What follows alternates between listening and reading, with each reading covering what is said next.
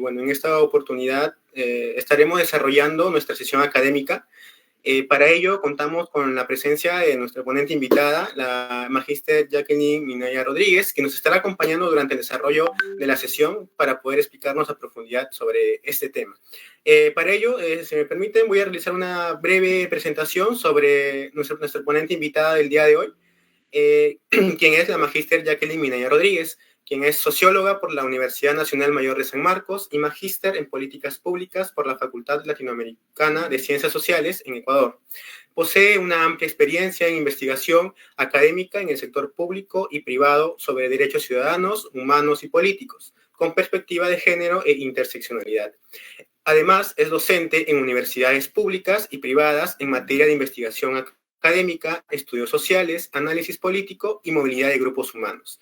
Actualmente se desempeña como docente en la Escuela Profesional de Ciencia Política de nuestra Universidad Nacional Mayor de San Marcos y a su vez es investigadora académica en el Registro Nacional de Identificación y Estado Civil, RENIEC. Pues bien, recibamos con una cordial y amena bienvenida a nuestra ponente del día de hoy, la profesora Jacqueline Minaya. No sé si le gustaría dar unas palabras antes de iniciar con la sesión, profesora. Sí, bueno, ¿qué tal? Buenas tardes. Un gusto es compartir con ustedes. Muchísimas gracias al Taller de Reforma Política por la invitación. Yo estoy muy a gusto de poder compartir algunas reflexiones. ¿Cuánto tiempo tengo, por favor, para estar atenta a ello? Sí, profesora, tiene una hora o por ahí más o menos, una hora y 10 minutos. Ya, voy a intentar compartir con ustedes algunas ideas en más o menos 40 minutos para poder darle quizás tiempo a las reflexiones o preguntas, etcétera. Muy bien, entonces sí, voy a...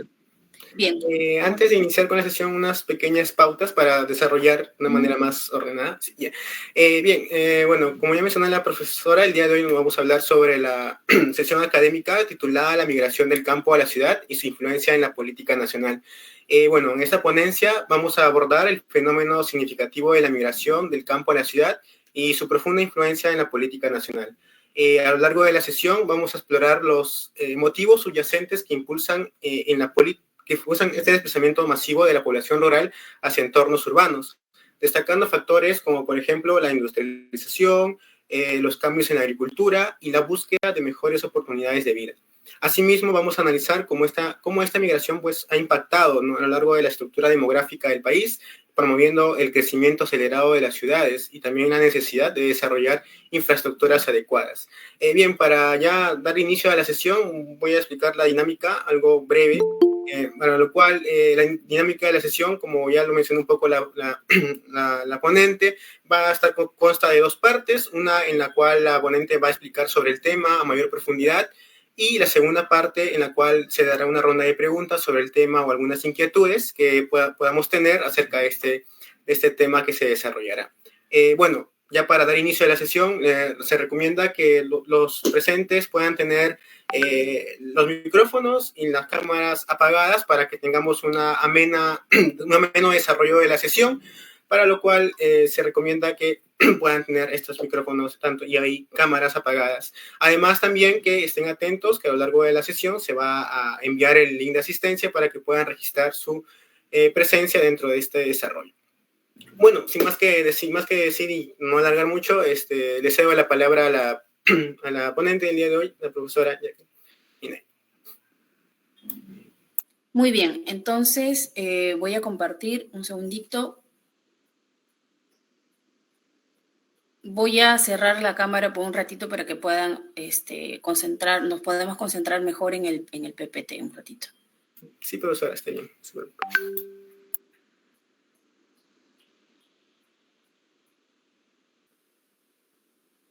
A ver, me dicen, por favor, si pueden apreciar el PPT. Sí, profesora, sí se logra ver el...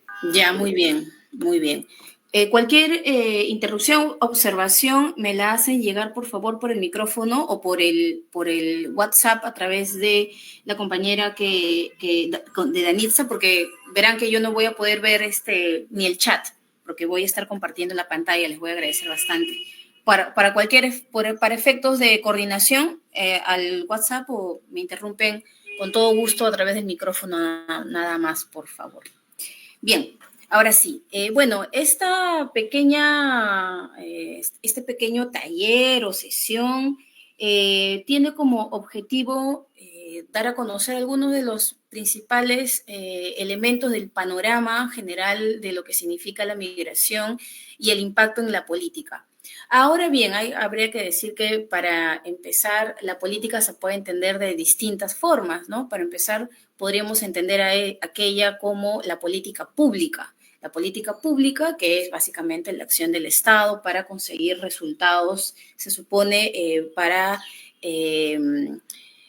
para saldar algunos vacíos en la atención a la ciudadanía, a la población, ¿no es cierto? Es decir, son asuntos de interés público, lo que se supone que realiza la política pública a través de actores políticos, básicamente partiendo desde el Estado.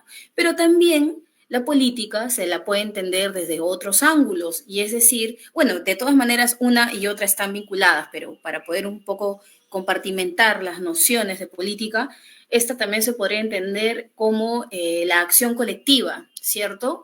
De la población, de las agrupaciones organizadas, en tanto que buscan algún criterio reivindicativo de protesta y de movilización, ¿no? Para alguna agenda en particular que básicamente se traten de agendas masivas, como por supuesto Perú las tiene cotidianamente. Ya veremos más adelante cómo es que los conflictos sociales son pan de cada día, ¿no? Entonces, como digo, una y otra tiene que ver. Bueno, de hecho, una tercera, que nuevamente como señalo, todo está conectado.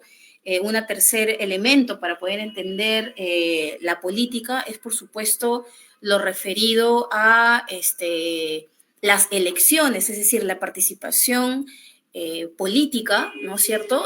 Ciudadana política, cuando nosotros los ciudadanos y ciudadanas nos convertimos en electores. Esto también puede significar una elaboración de análisis de lo que tendría que ver la migración con justamente el ejercicio de votar, que es otro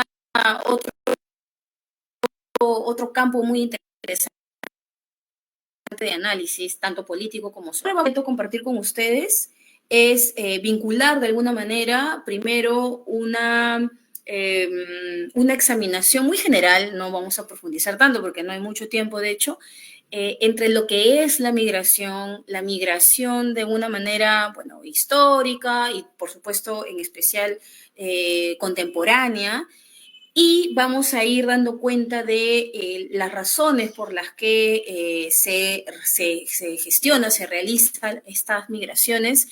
Y en segunda instancia vamos a conducirnos hacia mirar cómo es que los conflictos sociales, por ejemplo, como hemos sido testigos, que han sido además tratados, ¿no? Actuados, personificados, vividos por ciudadanos y ciudadanas de regiones hacia Lima. Muestra de ello, por ejemplo, por supuesto, las últimas, de hecho que todavía no terminan de concluir, las últimas protestas en el marco de la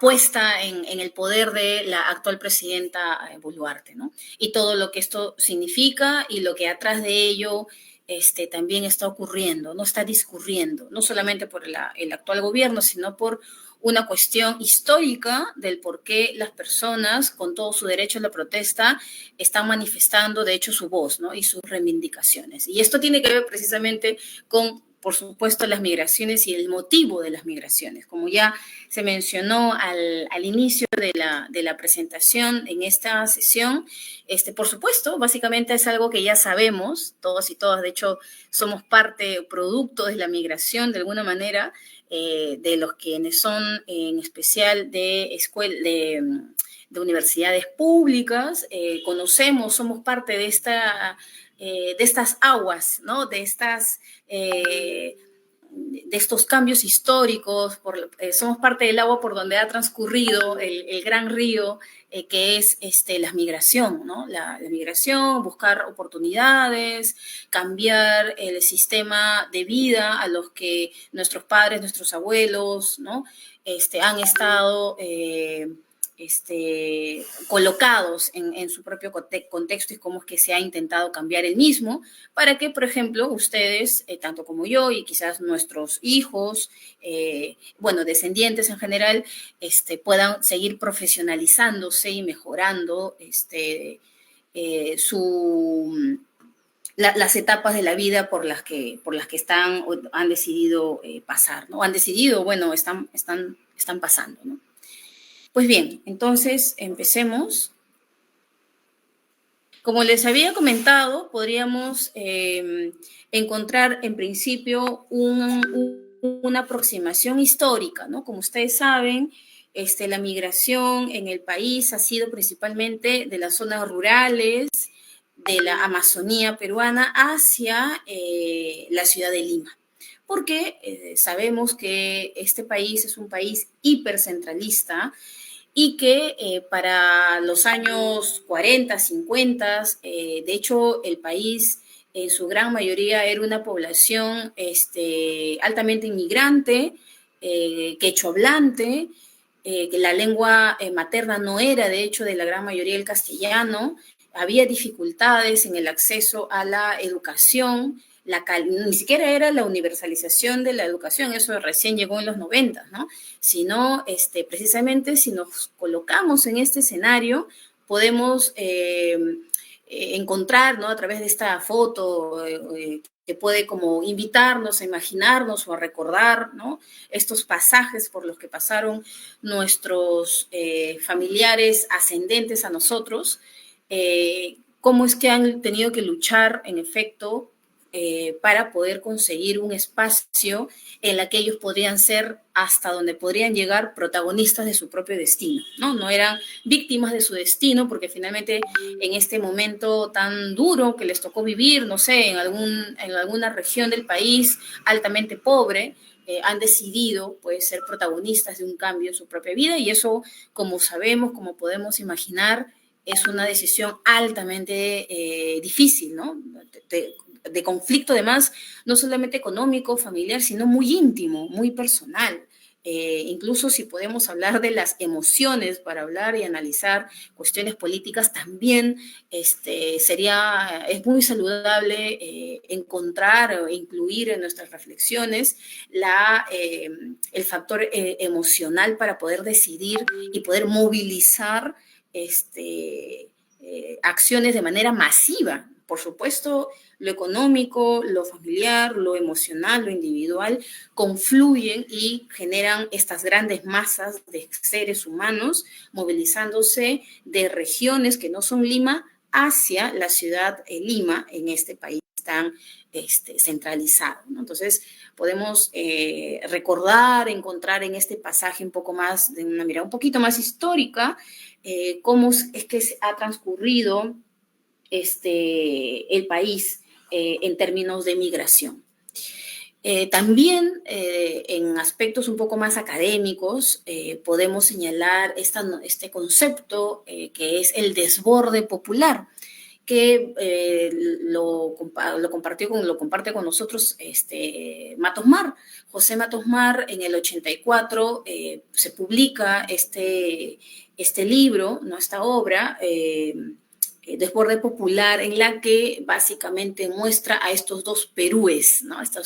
Perú, el Perú, digamos, ya asentado en la Lima, ¿no? De aquellos grupos de abolengo, de apellidos supuestamente importantes, bueno, importante en la realidad en tanto económico, ¿no?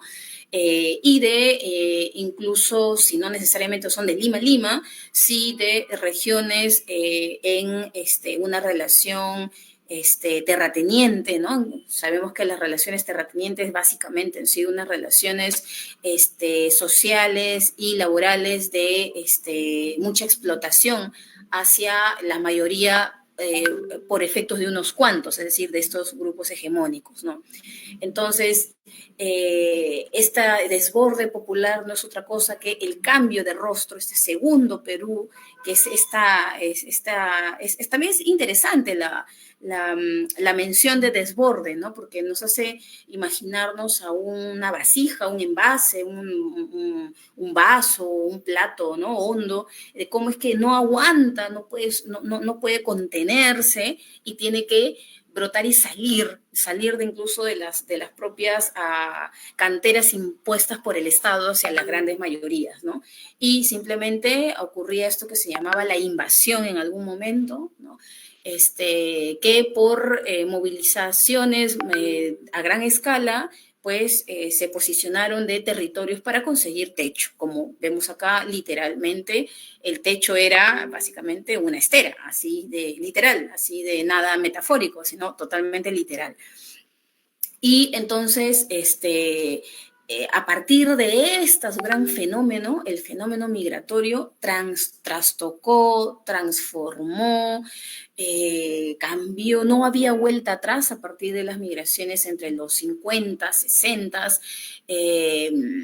o 70, no, ya no había un marcha atrás en la reconfiguración de una geografía de todo el país y la reconfiguración incluso de la relación Estado-ciudadanía, el Estado-sociedad, ya no había marcha atrás a esta nueva configuración, incluso ya para momentos del debate, de compartir un poco con ustedes, también podemos encontrar aquí elementos de reconfiguraciones culturales, musicales, de relaciones interpersonales, familiares, ¿cierto?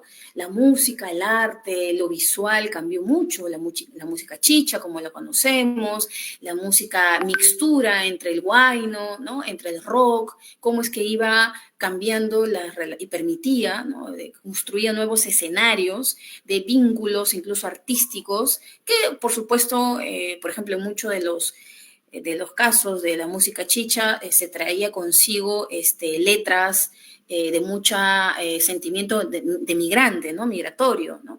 De a quienes dejas, por qué los dejas, que el sueño, ¿cierto?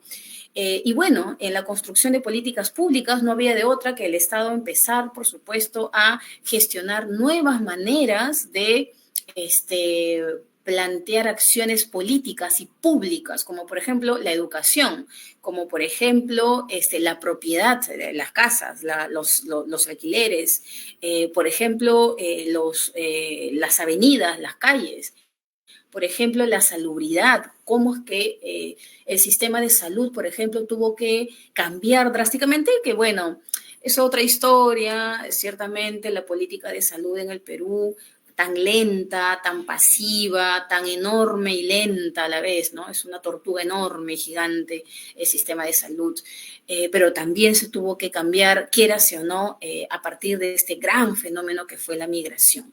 Y tanto la migración de esta época como la migración que ahora mismo o que a continuación nos vamos a detener un poco más y vamos a mirar con mayor detalle, les atraviesa un elemento central, ¿no? La conexión, el circuito, el cable de la migración más antigua con la que ahora mismo estamos pasando, es básicamente la búsqueda de oportunidades. Acá no hay mayor ciencia que aquello, ¿no? Lo que puede cambiar son los contextos y los contextos generan nuevas oportunidades, nuevos conflictos, nuevas formas, nuevas tecnologías para la conflictividad, para enfrentar la conflictividad, nuevas tecnologías, para azuzar por ejemplo, a la población movilizada, ¿no? Y no solamente tecnologías en el sentido de instrumentos novedosos que hacen más eficaces y efectivas las acciones, ¿no? Sino ya en términos que ahora mismo los conocemos tecnológicos, ¿no? Redes sociales, por ejemplo, cómo es que las redes sociales han cambiado y van a seguir cambiando las formas, por ejemplo, de la protesta, la forma de elegir al candidato, la forma de ofertarse como los candidatos políticos hacia la población, ¿no? Los mecanismos.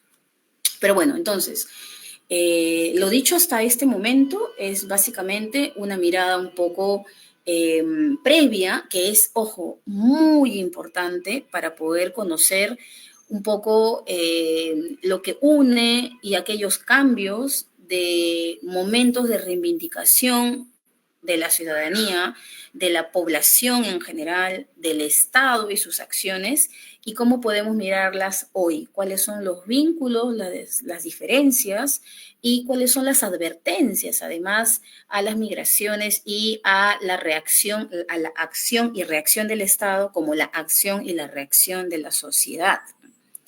Entonces, vamos avanzando.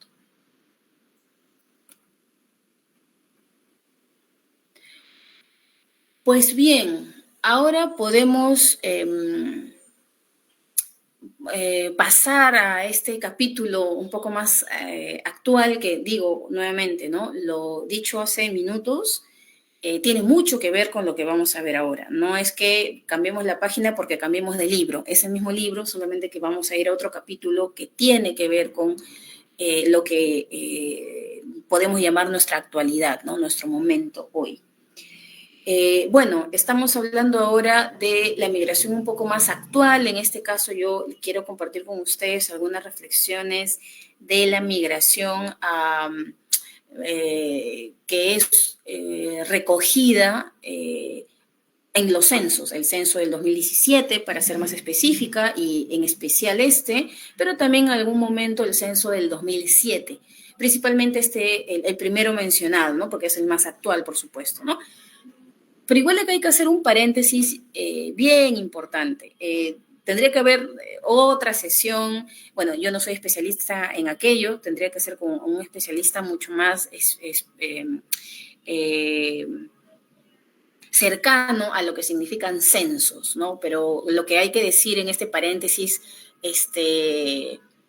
que presento en mi exposición es que el censo también tiene sus bemoles. El último censo no ha sido necesariamente el mejor planificado, han habido ciertos errores a la hora incluso de implementar el censo, algunas observaciones que podrían venir al caso, pero que no es necesario ahora mismo discutirlo, pero solamente hago esta salvedad de que el censo no ha sido necesariamente el mejor llevado, pero bueno, nos ayuda a tener algún tipo de proximidad sobre esta gran foto, ¿no? Del 2017 y por supuesto, por ejemplo, el INEI y algunos otros estudios de prospectiva al 2050, por ejemplo, a través de ese plan, o al 2030 por el INEI, ¿no? Y los más actuales, que por supuesto los trae el RENIEC, el Registro de Estado Civil,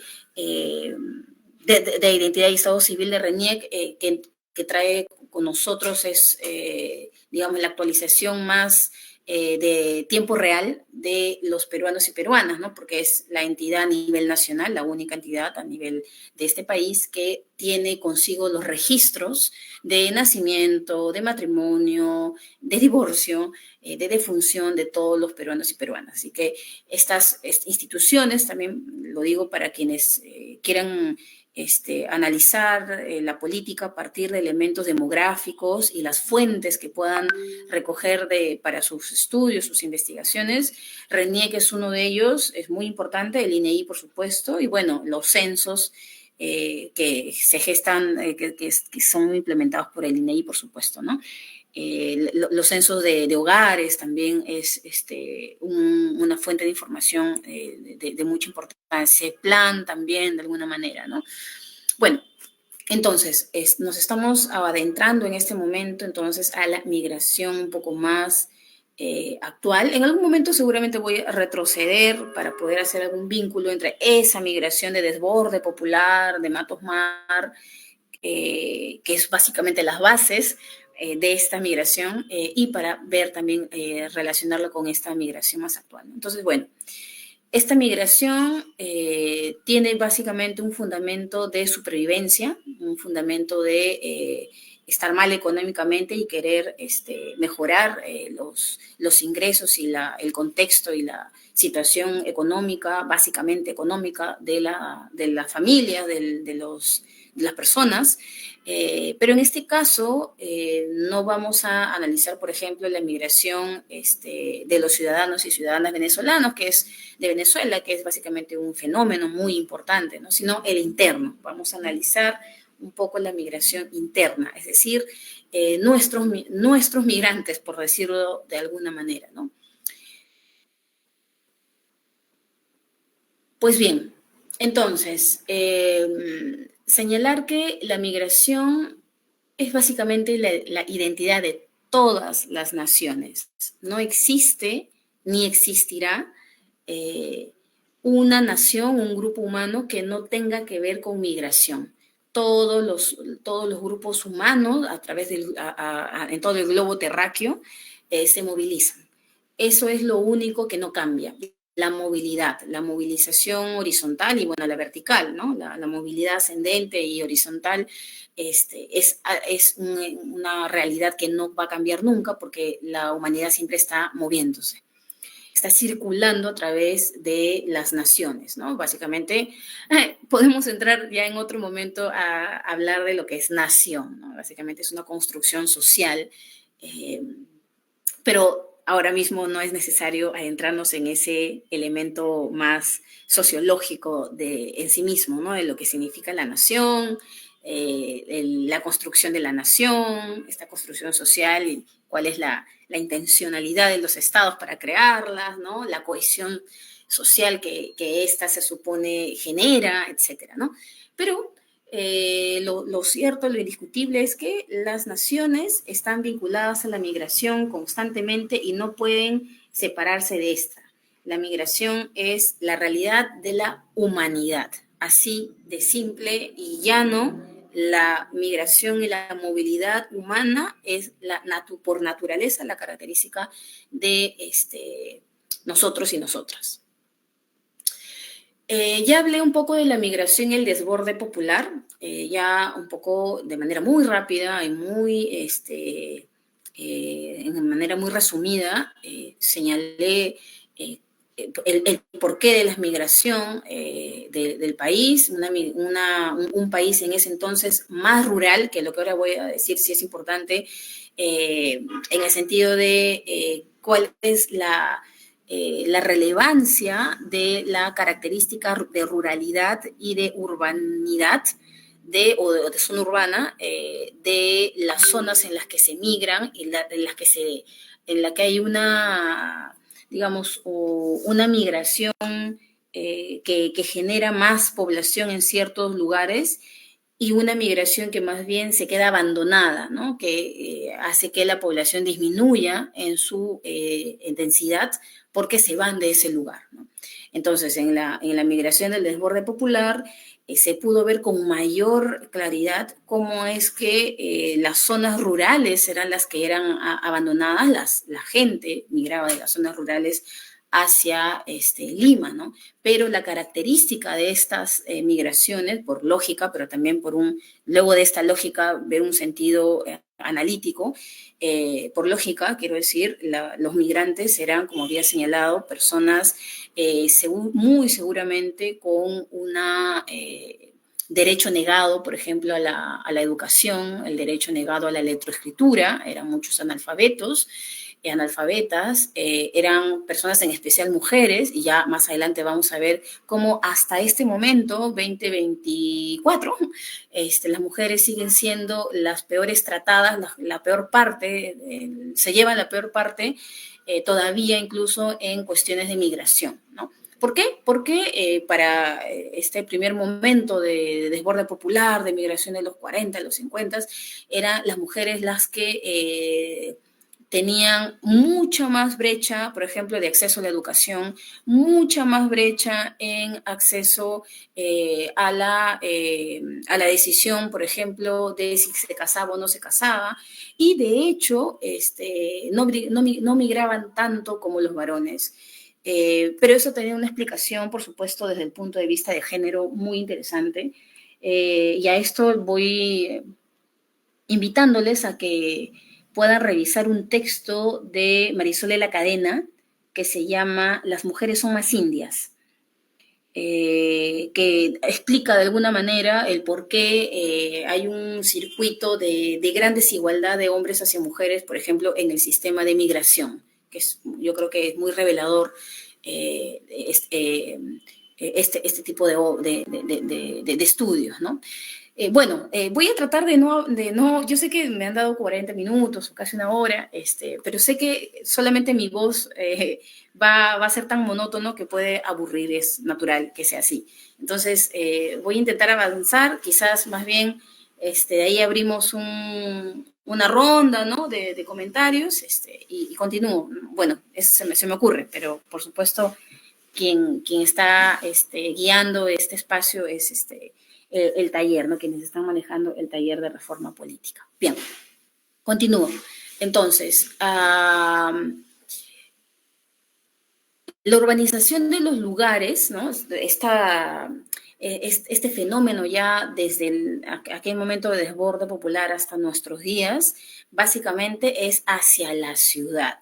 De hecho, a nivel mundial, las ciudades, los lugares, las geografías, donde hay actividad humana, se están urbanizando más y están siendo menos los espacios rurales y están siendo más los espacios urbanos. Eso es una tendencia universal, global, ¿no?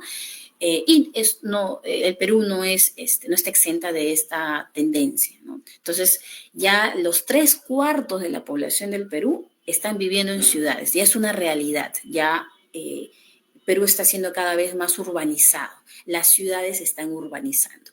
Y vamos a darnos cuenta entonces cómo es que las migraciones van a sentarse en las ciudades.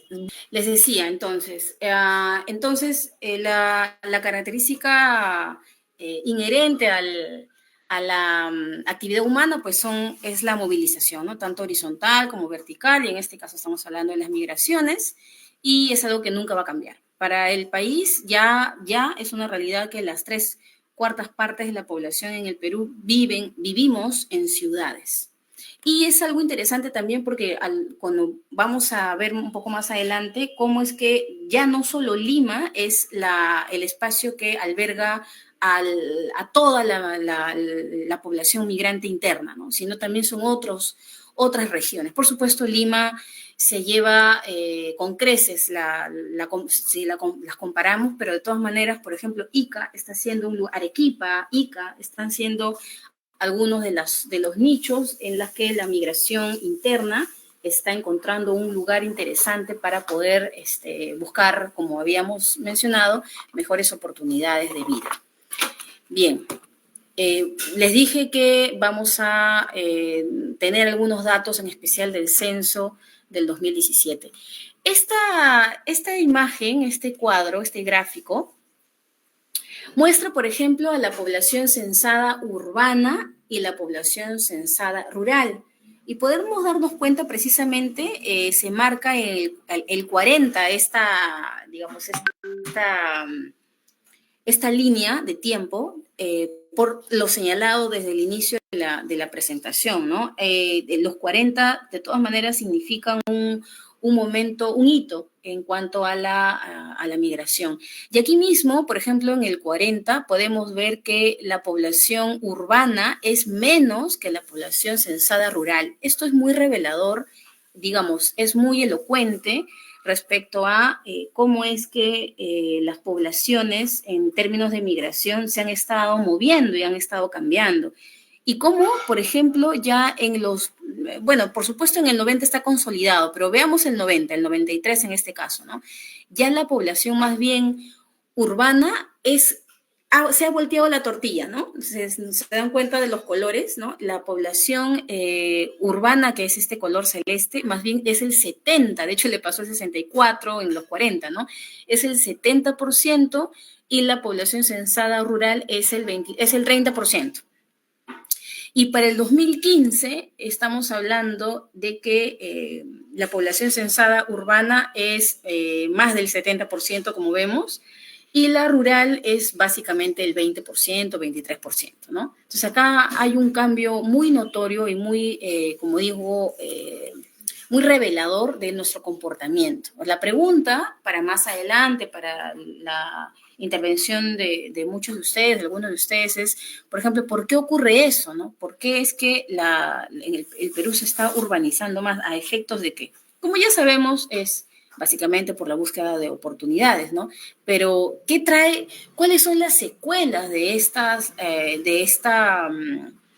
migración? De hecho, esa es la pregunta de la sesión, ¿no? ¿Cuál es el impacto de la migración? ¿Cómo es que impacta la migración a la política nacional? Y eso de hecho, es una muy buena pregunta. No necesariamente vamos a tener todas las respuestas, porque no solamente las respuestas van a recaer en políticas públicas, no solamente van a recaer únicamente en movilizaciones sociales, y solamente en ese nicho de estudio de movilizaciones sociales podemos encontrar muchos factores que no siempre se van a vincular a migración, pero en buena cuenta sí se vincula, pero no absolutamente se vincula, ¿no?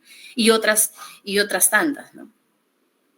Bueno, entonces, las características básicas de la migración hoy por hoy es que la gente migra hacia la costa. Digamos, ahí no hay novedad, pero reconocerlas es importante como una base, ¿no?, de nuestro análisis. Otra característica es que se van hacia distritos de mayor población, por ejemplo, Lima, por ejemplo, como había dicho, Ica, como vamos a ver, por ejemplo, ya adelantando un poco qué pasa con Ica, ¿no? Está habiendo un boom inmobiliario, por ejemplo, ahí, en la que se requiere mayor mano de obra, ¿no? Y por eso, ¿cuáles son las causas en ese sentido? Pues trabajo, ¿no? No hay de otra, ¿no? Es el trabajo, es migrar hacia donde haya derechos como educación, es, digamos, el derecho que más buscan los padres, es educación, y los jóvenes también, ¿no?, para poder formarse, digamos. Hay otro momento muy importante de análisis al respecto, que es la promesa educativa, ¿no? La promesa educativa no es otra cosa que esta fábula que el Estado de alguna manera les presenta en este caso a los jóvenes, ¿no? Por ejemplo, ¿no? Hay promesas incumplidas que presenta el Estado para con los jóvenes respecto a la educación superior, por ejemplo, ¿no? El nivel de empleabilidad es una de ellas, el nivel de calidad de la educación es otra, y el nivel del culmino de la carrera es otra, porque muchos de los estudiantes tienen que trabajar al mismo tiempo. De eso nosotros somos expertos, ¿no? Hay expertas. Entonces, ¿cuáles son las causas de la migración? Son estas y otras oportunidades más, ¿no? Salud también podría ser, ¿no? No es el que está... el que llama la atención en cuanto a motivos, pero sí podría estar dentro del conjunto de motivos. Y bueno, entonces ahora, de todo este espectro que hemos podido mirar, podemos ver en este momento a Lima Metropolitana, que es el lugar donde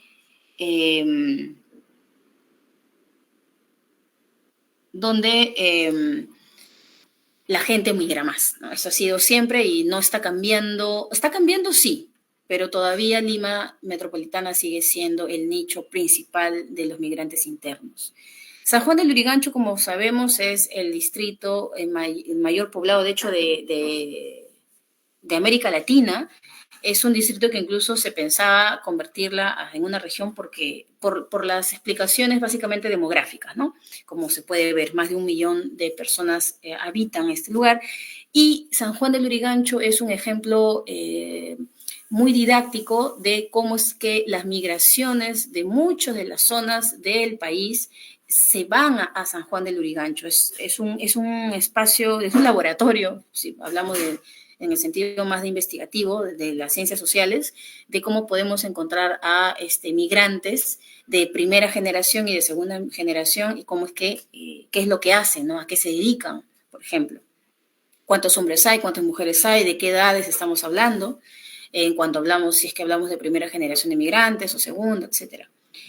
Y bueno, hay una transición demográfica. Esto es bien interesante, que tiene que ver, acá es, o sea, a ver, es esto lo que ahora mismo voy a mencionar, se puede analizar desde un enfoque económico, económico hasta neoliberal, desde un enfoque económico más flexible, que miran todas las aristas, digamos, sin mayor, digamos, mordaza a algunas acciones que pasa cuando ocurre, por ejemplo, la economía informal.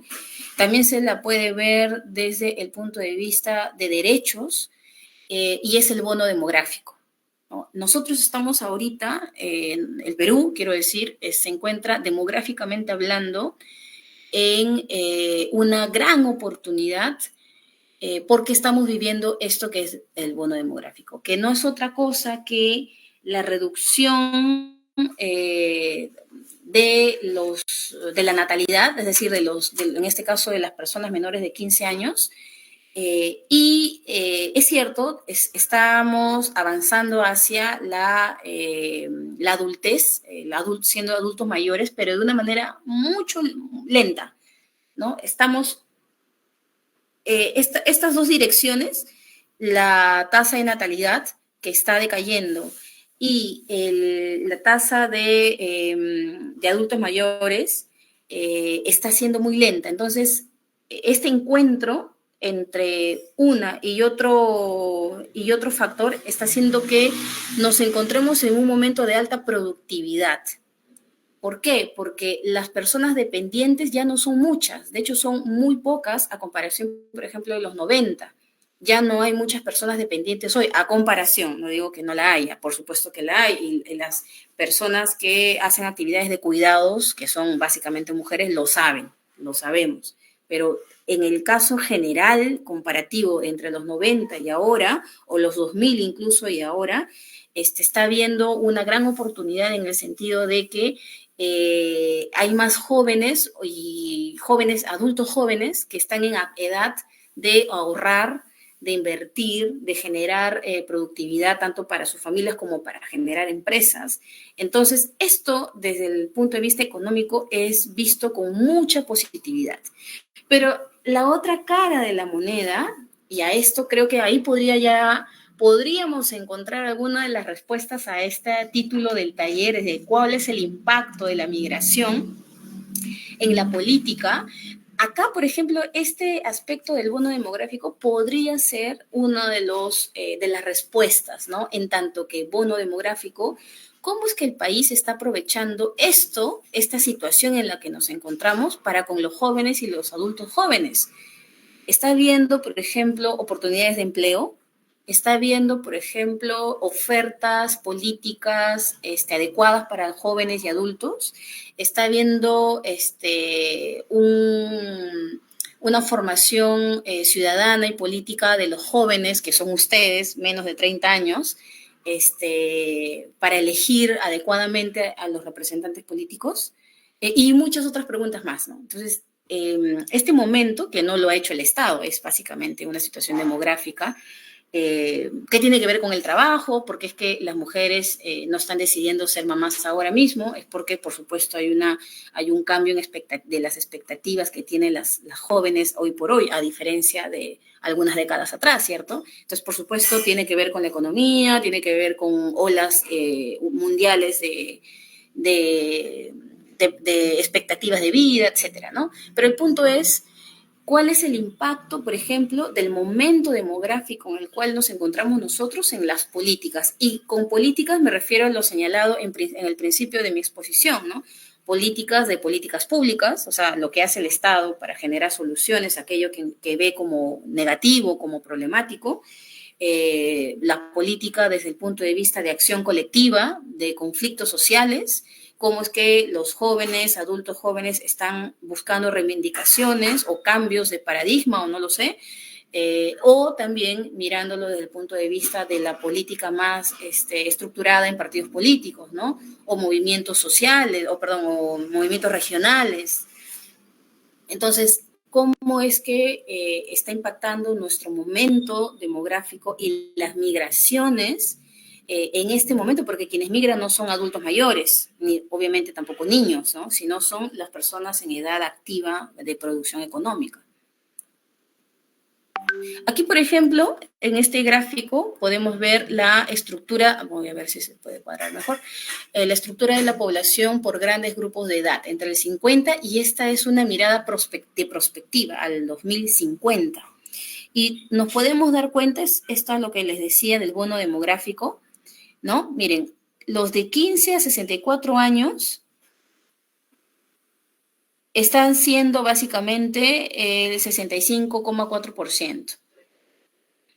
En los de, permítanme, los de 0 a 14 años se ha reducido de manera muy notoria, como podemos ver, ¿no? Ya la tasa de natalidad se ha disminuido por razones que no necesariamente son exactas, pero una de ellas es la proyección y la expectativa de las mujeres en su futuro inmediato, ¿no? Están postergando ser mamás. Y en cuanto a la población adulta mayor, mayores de 65 más, se está elevando, de hecho estamos en camino hacia población adulta mayor, pero está siendo muy lenta en estos momentos. Entonces hay un encuentro entre jóvenes, reducción de la tasa de natalidad y una alza lenta de adultos mayores. Y este encuentro es a lo que se le llama el bono demográfico, ¿no? Esa es la oportunidad de lo que estaba mencionando, si es que se quiere ver desde el lado económico, desde el lado social, desde el lado político, ¿no?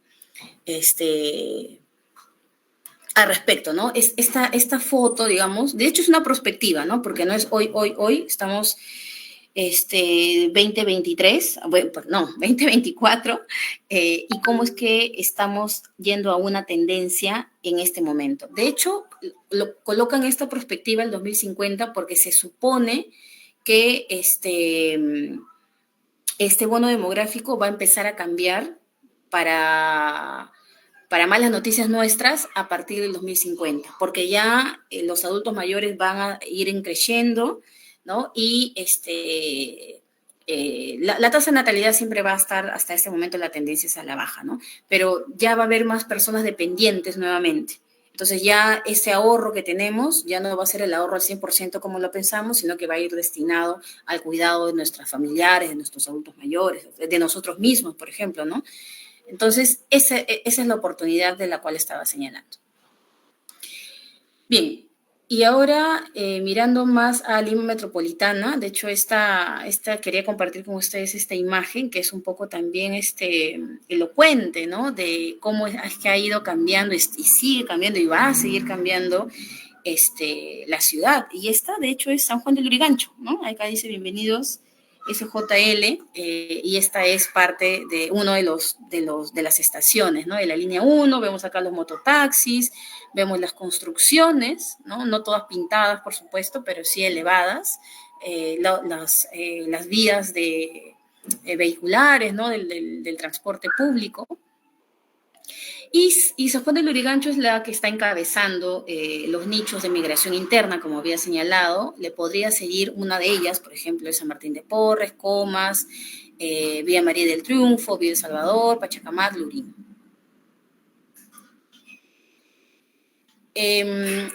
Hasta el 2018, se podría encontrar que la gran mayoría de las personas de la migración interna, digamos, básicamente el 100%, casi el 100%, se dedica a una actividad económica. Y la gran mayoría, como sabemos, y seguramente somos parte, muchos, algunos, está dentro del circuito de la economía informal, ¿no? Es decir, no están dentro del sistema de normativas de la contabilización de la economía oficial del Estado, ¿no? El Estado se supone que no ve a esta gran población, pero se sabe que de todas maneras el 19% de esta economía es parte del PBI, ¿no? Y absorbió el 61% del empleo de la economía del país. Es decir, la mano el trabajo, la presencia de los migrantes internos es una potencia para la economía. Es una ola que por el simple hecho de buscar la supervivencia, de todas maneras hay un impacto directo al PBI. Y una de las razones o uno de las actividades centrales por las cuales las personas migran es, como ya hemos mencionado, las oportunidades, ¿no? Pero oportunidades en qué, cómo está cambiando la ciudad o las ciudades en plural para que busquen o se demande mano de obra. Por ejemplo, el sector construcción es uno de ellos. Por ejemplo, otro sector importante son, ¿ustedes se acuerdan de la Service? De hecho, hubo hace algunos años ya esta reacción de jóvenes a través por la ley Pulpín, ¿no? ¿Se acordarán ustedes que como ha amenazado, digamos, esta ley al derecho laboral y económico de los jóvenes, ¿no? Pero bueno, son algunos de los, digamos, de las motivaciones por las cuales se migra internamente, ¿no? Y aquí, miren ustedes, podemos ver el ingreso medio mensual, digamos, el ingreso por trabajo por condición de migración, por departamento. Y en este momento, en este cuadrito, el moradito, es, digamos, la presencia de migrante y la más amarilla es no migrante. Entonces, como vemos de manera general, un mapeo rápido, es que hay una presencia migrante superior a la no migrante. Bueno, digamos, en algunas sí es como emparejadas, pero en la gran mayoría de regiones no, ¿no? Más bien el migrante es superior al no migrante en cuanto a su motivación y su ingreso mensual en el área laboral en la que se dedica. Aquí podemos ver el ingreso promedio mensual por trabajo, por condición de trabajador, según rama de actividad económica. Esto estamos hablando del 2012. Inmigrante, no inmigrante y el total. En este caso, miren, que es algo que no mencioné, porque quiero mencionarlo un poco para el último de la exposición. No sé cuánto me queda, un ratito de tiempo. 20 minutos, ya. Creo que me quedan más o menos 10 minutos. Quería hablar justo de los conflictos que se encuentran en el sector minero, un poco para ir cerrando e ir un poco enlazando con esta idea de conflictividad, ¿no? Pero es muy, para ello creo que es importante este gráfico, que es el ingreso promedio mensual por trabajo, por condición de trabajador, según rama de actividad. Y vemos cómo, digamos, el ingreso en el sector minero es superior a otros, ¿no es cierto? Digamos, es un espacio, es un nicho, es un referente que trae consigo muchas ventajas económicas para quienes se dedican a este rubro. Es muy notorio, de hecho, que la gente migra, es decir, en los sectores donde se trabaja, donde se desarrolla la actividad minera, muchos son inmigrantes internos por búsqueda de mayores oportunidades, ¿no? En segundo lugar está, bueno, ya en tercer lugar, de hecho, está el no migrante. Entonces, no solamente hay una actividad económica para quienes viven ahí, viven, es decir, de manera que han nacido ahí y han crecido ahí, ¿no? Sino hay una movilización de personas de otras regiones o de otras ciudades hacia espacios de la minería. Pero en general, estamos hablando ahorita de ingresos, pero en general, el sector por los cuales las personas migran a ciudades o en general a donde migran, que como hemos visto, la gran mayoría está migrando a ciudades más que a zonas rurales, es básicamente por mano de obra del sector informal, servicios, como transporte, como el sector de los servicios, no sé, restaurantes, ¿no? Trabajo en construcción, como había señalado. Bueno, este es el espacio de una fotografía para poder dar a conocer el contexto minero, ¿no? Y acá ya podemos encontrar esto a lo que yo traté de compartir con ustedes, lo que se puede llamar impacto político, ¿no? Creo que la principal respuesta o la primera respuesta ya la di, que es esto de cómo es que impacta el bono demográfico hacia nosotros mismos, cómo impacta el Estado hacia nosotros que estamos viviendo el bono demográfico. Esa creo que es una de las primeras aproximaciones a poder encontrar esto de demografía e impacto, ¿no?, en la política, pero este es otro tipo de política, este es otro tipo de impacto que también es importante reconocerlo y un poco discutirlo, ¿no?, que son las protestas, las reacciones y las reivindicaciones. Porque la gente no protesta porque hay un, o sea, un turismo de protesta, ¿no? Hay que protestar porque está de moda, o hay que protestar y arriesgar nuestras propias vidas porque, bueno, me gusta ese deporte de aventura, ¿no? No, sino que hay una explicación, hay varias explicaciones en términos políticos que tienen que ver con términos económicos, es decir, de oportunidad económica, es decir, de dignidad, de derechos, por ejemplo, a la vivienda, a la salud, ¿no?, a la educación, etcétera, ¿no? Y acá tenemos que hablar de pobreza, ¿no? Hemos estado hablando, trato de compartir con ustedes algunas de las, a partir incluso de cuadros y gráficos un poco actuales, de por qué se migra, de quiénes migran, a dónde migran, cuál es el ingreso, cuáles son los sectores, ¿no? Pero la otra cara de esta gran movilidad horizontal masiva vista en el país es la pobreza y es la desigualdad, ¿no? Esa es la cara más dura de la migración. Pues las personas, ¿qué es pobreza? Son aquellas personas que residen en hogares que tienen un gasto per cápita insuficiente para adquirir una canasta básica de alimentos y no alimentos, ¿no? ¿Qué son los no alimentos básicos? Vivienda, vestido, educación, salud, transporte.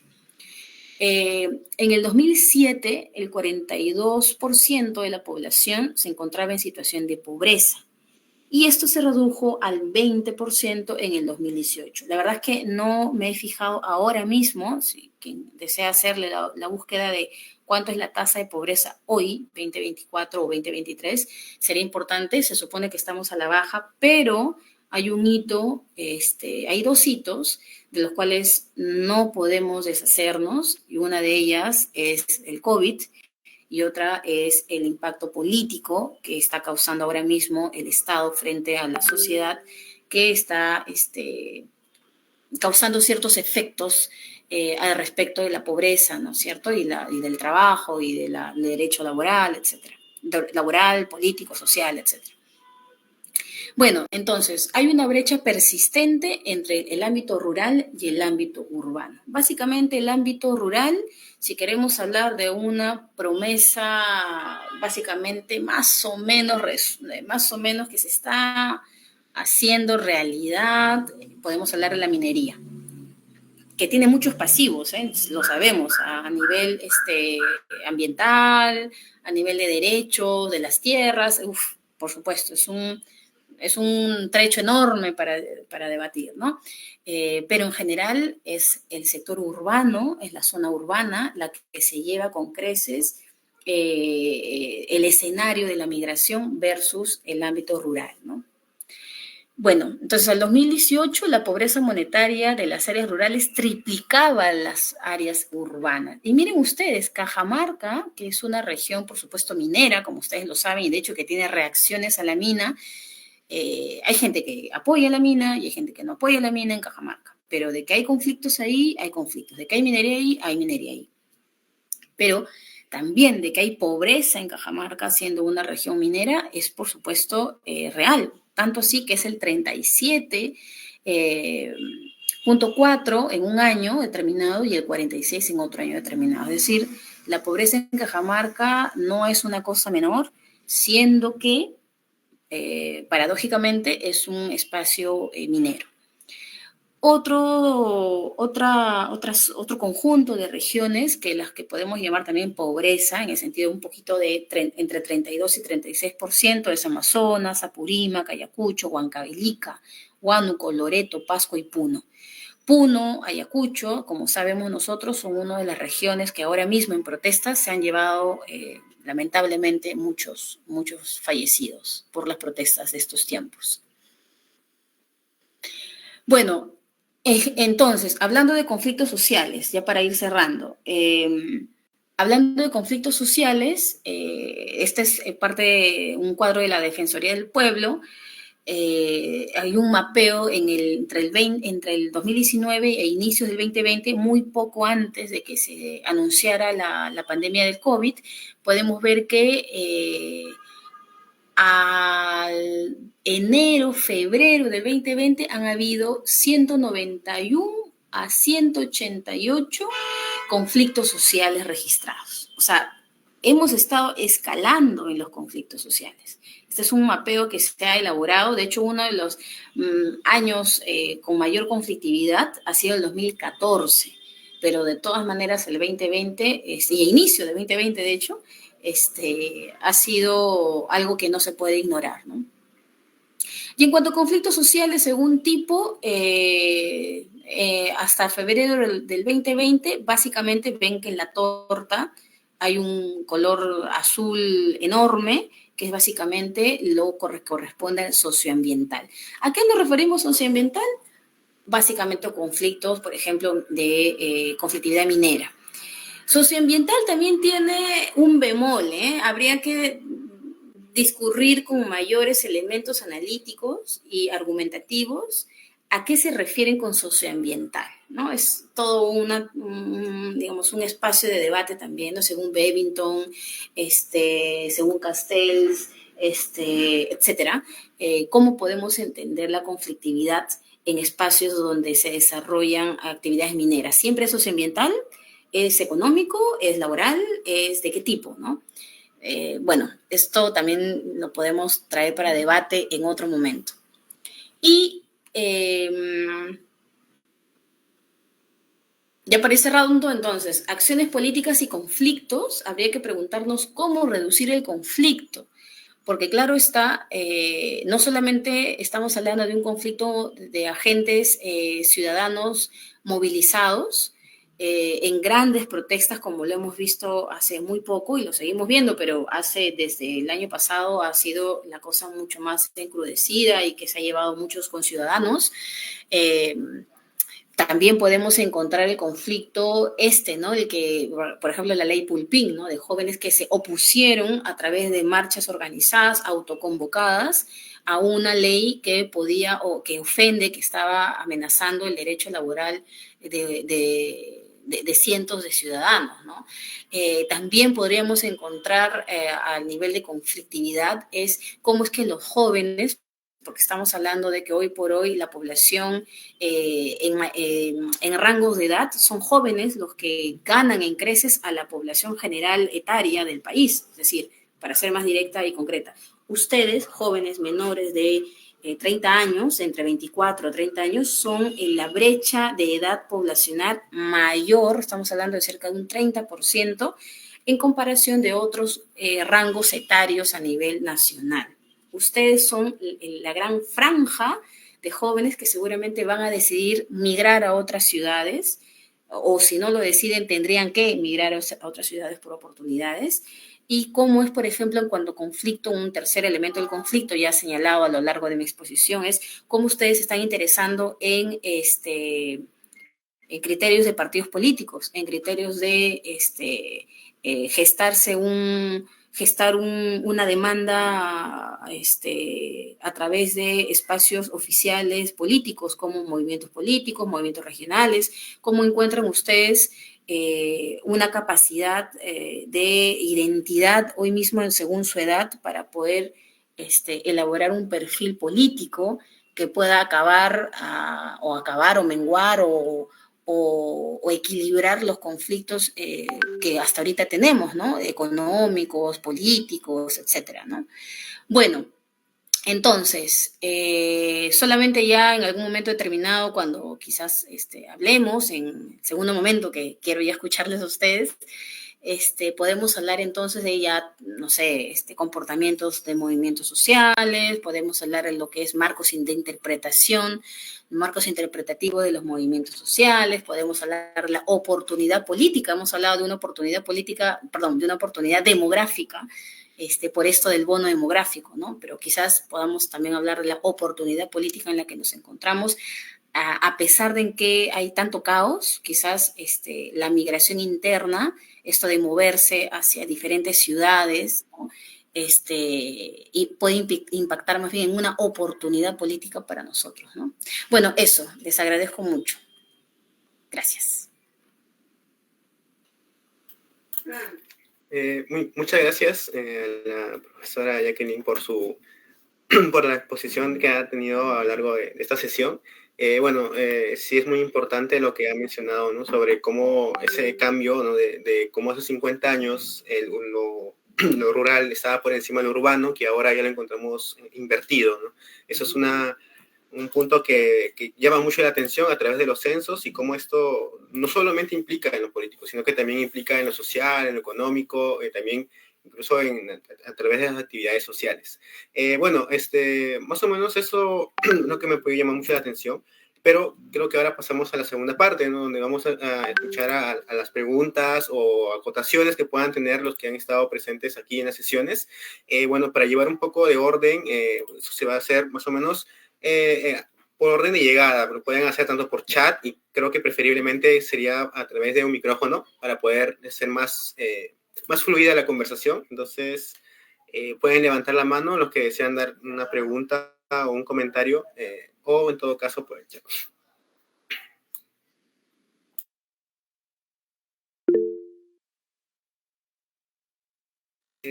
Sí, adelante, Ariana. Primero que nada, buenas tardes a señorita ponente y compañeros. También me interesó bastante la parte de lo que mencionó sobre los recursos naturales, la influencia también lo que es de la migración en estos recursos y quería mencionar sobre esta presión, ¿no? Que podría llegar a tener, por ejemplo, en la distribución del agua. Como mencionó, las personas, usualmente las personas migrantes van hacia lugares en donde hay bastante población y ello también aunado a que de por sí las políticas públicas no son suficientes para poder administrar adecuadamente este recurso valioso como lo es el agua y no es de épocas recientes, ¿no? Sino siempre se ha visto en la televisión y en general en la vida real que recursos básicos como el agua, la luz, cuestiones esenciales no pueden llegar a estas personas que toman esa decisión, ¿no? De poder realizar la migración en sí. Y también por otra parte el impacto a la biodiversidad, ¿no? Lo que es de recursos naturales. En sí sería el impacto al suelo. Por una parte sería el impacto a la biodiversidad mediante la pérdida de hábitats de forma directa o indirecta. Quisiera mencionar en esta parte a un autor experto en lo que es la teoría de localización, que es Alfred Weber, sobre en sí que habla que la ubicación de la empresa relacionada a lo que es la parte económica se relaciona hacia lugares que estén cercanos a las ciudades. Entonces, se busca crear empresas e industrias, por lo que al mayor crecimiento de también puede de alguna forma invadir lo que es la parte de los hábitats y los recursos naturales que las provincias y los departamentos puedan llegar a tener. Y por otro lado está la presión sobre la agricultura y los suelos y que a mayores personas, ¿no? Que migran, hay una mayor presión, hay una mayor demanda sobre el uso del suelo y la demanda agrícola en general. Y ello sería mi acotación sobre la parte de los recursos naturales y un poco también la economía.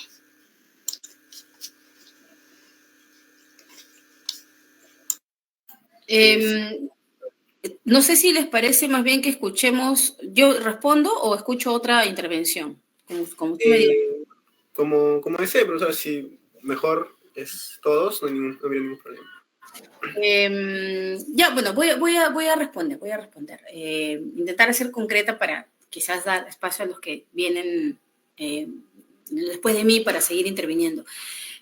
Interesante, Ariana, gracias por participar. Sí, en efecto, como tú bien dices, el Estado no tiene capacidad suficiente, para nada en realidad, el Estado no puede abastecerse absolutamente en todo, ¿no? También hay una teoría, la teoría del Estado nos ayuda mucho para poder, mirar más realistamente las capacidades, las malas intenciones y las ineptitudes que comete o las incoherencias que comete el Estado, ¿no? En este caso, claro, la distribución del agua es uno de los tan principales disputas y debates y conflictos, en efecto, ¿no? ¿Cómo no va a ser un conflicto si, por ejemplo, en espacios de desarrollo de la minería, de las amenazas centrales, por ejemplo, es al agua? En efecto. Y ahí sí podemos mirar que ciertamente hay una amenaza, hay una relación inversa entre minería y calidad de agua, ¿no? Entonces, ¿qué es lo que preferimos? ¿Cómo se podría dialogar al respecto? Ahí podremos encontrar otras teorías, ya no solamente económicas, ¿no? Sino sociales, de poder equiparar este tipo de amenaza, porque no hay otra, no habría que maquillar aquello, ¿no? Hay una amenaza directa cuando hay una actividad, por ejemplo, minera, al agua, ¿no? Y ahí el Estado tiene mucho que ver y que decir, y usualmente calla más que dice, ¿no? Por otro lado, el impacto a la biodiversidad en general, también por supuesto al agua, pero en general a la biodiversidad, es uno de las realidades que aparece cuando hay circuitos económicos, hay nichos, ¿no? Por ejemplo, menor espacio verde, menor zonas de árboles, es una de las consecuencias de las actividades económicas fructíferas, ciertamente fructíferas en el sentido económico, pero no dialogan, por ejemplo, con el derecho a la ciudad, como lo dice Lefebvre, ¿no? El derecho a la ciudad no es otra cosa que la capacidad que tenemos nosotros de decidir y de apostar por una vida mejor. Y esos son, por ejemplo, árboles, parques, espacios públicos, etcétera, ¿no? Y para esto, cierro con esto, y hablando de espacios públicos, y hemos visto ya que en cuanto a migración interna, no solamente hay que hablar de Miraflores, Barranco, Jesús María, Pueblo Libre, sino hay que hablar de San Juan del Lurigancho, Villa María del Triunfo, y otras localidades, ¿no? Villa El Salvador, etcétera, donde por supuesto no es que sean áreas verdes. Y lamentablemente el espacio público es un espacio muy vehemente, especialmente para las mujeres, hablamos de acoso político, ¿no? De acoso callejero, por ejemplo, ¿no? Entonces, por supuesto que hay muchos elementos para seguir, digamos, mejorando, y haciendo movilización para que esto cambie, ¿no? El derecho a la ciudad, por ejemplo, es un enfoque que nos hace buscar algún tipo de soluciones, ¿no? Bueno, muchas gracias, Ariana. Sí, bueno, muchas gracias, profesora. No sé si había una participación más o una pregunta sobre la sesión. Adelante. Sí. Buenas noches, profesora, compañeros y compañeras. Sí, mi pregunta es básicamente, creo que la migración de alguna forma genera algunos conflictos internos, ¿no? Ya sea para un gobierno local, regional, ¿no? Y creo que esto conlleva también a una pérdida, quizás se podría llamar de cohesión, dada o teniendo en cuenta que existen dificultades, ¿no? Al momento de que se da la integración.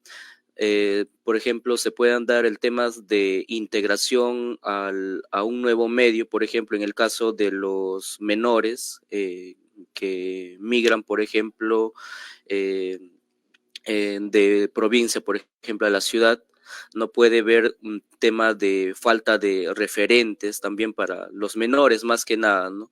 A la adaptabilidad que van a tener cuando estos van a tener que ir a un nuevo sistema educativo, por ejemplo. Y creo que también el tema de las rupturas o sea, van a haber sí o sí rupturas de vínculos, de alguna forma, entiendo y creo que generalmente pasa se podría llamar de afectividad entre los padres y los hijos, ¿no? Porque los padres bien migran con la intención generalmente de buscar un futuro mejor, ¿no? para lo cual creo que por ejemplo, cuando migraron en la década de los 80 del campo a la ciudad, creo que más allá de que fue por el tema de Sendero Luminoso, posteriormente se podría decir que ciertas familias aceptaron, ¿no? Con remuneraciones limitadas, un puesto de trabajo, ¿no? Que eso hoy conllevó, por ejemplo, a temas de que dejen de lado, por ejemplo, el tema de afectividad para con los hijos. Entonces, a eso me refiero cuando menciono a las rupturas de vínculos entre padres e hijos, por ejemplo, ¿no? Y eso es consecuencia del tema quizás de la migración, ¿no? Que es una causa, ¿no? Ahora, mi pregunta sería, partiendo de esto, se hablaba, por ejemplo, de políticas públicas.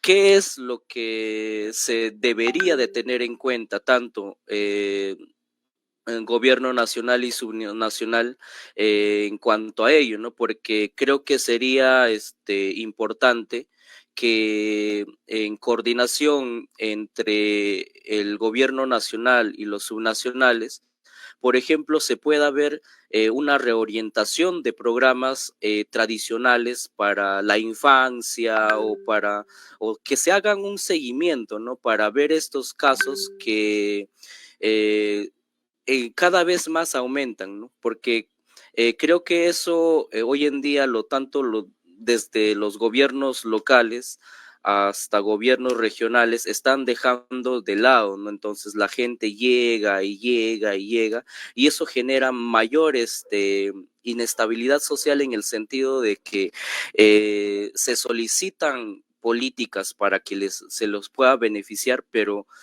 tampoco el gobierno, tanto desde el local a nacional, mucho menos, se enteran de ello, ¿no? Entonces, ¿qué tipo de políticas más o menos se podría manejar en cuanto a ello, ¿no? Muchas gracias, Roger, y muy interesante también tu intervención porque traes el sentido de vínculos, que es uno de los vínculos más fundamentales de los seres humanos, que es los padres, ¿no? Nos guste o no, es un vínculo para bien o para mal, esperemos que en la mayoría de casos para bien, en el sentido de que son nuestros protectores, nuestros cuidadores y cuidadoras, ¿no? Pero ¿qué pasa? Como bien dices, cuando hay este tipo de fragmentaciones porque el papá o la mamá tienen que emigrar a trabajar, o qué pasa si es que van con los pequeños a un lugar para ellos inhóspito, nuevo, difícil o muy violento, ¿no? Habría que hablar, por ejemplo, aquí de racismo, de clasismo, si es que pudiesen ocurrir este tipo de eventos, ¿no? Donde en efecto espacios, por ejemplo, rurales, de donde surge este hipotético caso multiplicado por varios, que vayan a la ciudad a trabajar, qué pasa con la vida académica, social de los hijos, ¿no? Sí, pues acá, por ejemplo, no hemos ni siquiera, ni siquiera nos hemos asomado a poder debatir aquello, ¿no? Me parece que es un espacio muy interesante de poder analizar. Podrían pasar muchas cosas, ¿no? Desde que haya violencia, desde que el pequeño más bien se adecue bien, no lo sabemos si lo pensamos de manera más positiva, ¿no?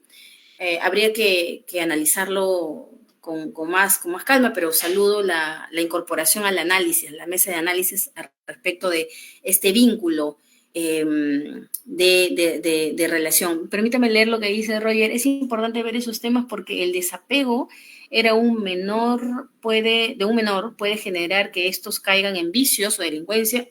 Así es.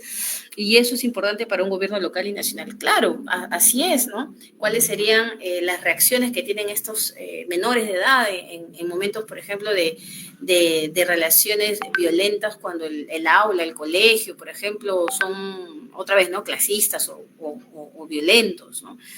Sí, es muy importante, en efecto. Habría que vincular entonces las políticas educativas con políticas incluso psicológicas y con políticas también de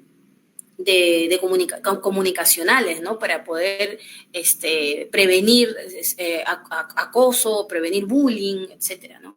Y ya sobre los papás, es un tema también bien interesante y muy importante, porque claro, ahorita estamos hablando de la migración y de la capacidad que tienen los padres de hacerse responsables de sus pequeños, incluso viajar con ellos, ¿no? Dadas las consecuencias, imaginándonos incluso las consecuencias que ya Roger señaló, ¿no? Pero quiero decir además de esto, que lamentablemente el país, Perú, es uno de los países en los que los hombres se desentienden con mayor facilidad y en demasía sobre sus responsabilidades de ser papá, de dar, por ejemplo, el sostén económico, incluso no estamos hablando del emocional, que es muy serio aquello, ¿no? Pero ya, solamente el económico, ¿no? ¿Cómo hacemos también, por ejemplo, con madres que son cabeza de familias y tienen que migrar dejando los hijos, ¿no?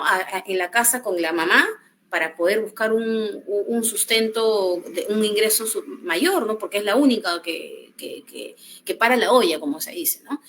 También esto es una situación, la migración podría ser una consecuencia de esta realidad en la que los hombres se desentienden de su responsabilidad de ser paternal, ¿no? Por los cuales también las mujeres tendrían que migrar, ¿no? Y como dije, y con esto cierro la respuesta, señalaron que había señalado que a diferencia entre hombres y mujeres, creo que no lo dije, pero sí es algo que incluso aprovecho para mencionar, hoy por hoy entre hombres y mujeres hay ciertas regiones donde migran más los varones que las mujeres, y esas regiones son, por ejemplo, Puno, Huancavelica, lugares donde el machismo es mucho más, cruel, es más crudo, y en cambio, por ejemplo, en zonas como Lima, Ica, otras, hay más mujeres que hombres que migran. También podríamos encontrar algún tipo de respuesta de explicación, ¿no? A esto de migración, vínculos papás, mamás, ¿no? ¿Y qué tendría que hacer el Estado subnacional y nacional al respecto? Nuevamente, ¿no? Políticas comunicacionales, políticas educativas, políticas psicológicas y laborales también, ¿no? Eso, Roger, gracias. Bien, sí, bien, profesora. Bueno, no sé si habría otra pregunta o algún comentario más si se pueda dar, o en todo caso creo que estaríamos llegando ya al final de nuestra sesión. ¿Habría otra pregunta o acotación? Bueno, parece que ya no.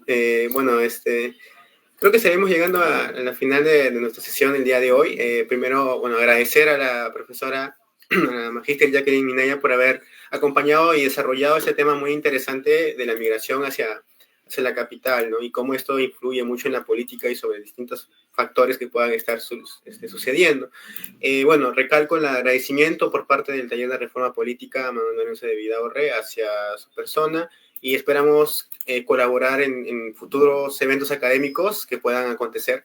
Y bueno, también agradecer a los chicos que han estado presentes durante todo el transcurso de la sesión y por sus comentarios. Bueno, más que todo es ello. Muchas gracias, profesora, por su presencia en la sesión. No sé si de unas palabras para finalizar. Sí, más bien muchas gracias a ustedes por la invitación, por la consideración, y como bien se señala, en cualquier momento yo también estaré muy grata de seguir acompañándolos en este tipo de espacios. Gracias. Sí.